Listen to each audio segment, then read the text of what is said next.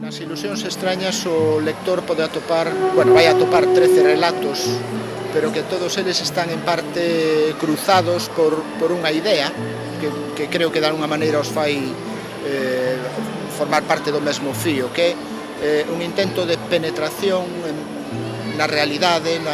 máis alá da súa capa máis aparente.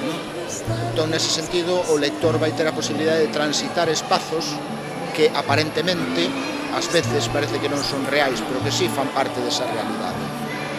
Eu creo que a literatura é un xogo que un autor lle propón a un conxunto de lectores indeterminado, indefinido, e ese xogo implica que o autor pon en funcionamento unha serie de elementos e que convida ao lector e á lectora a que actúen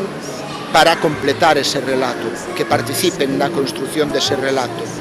Eso é o que propón este libro e ese é o convite que eu lle faría aos lectores e ás lectoras.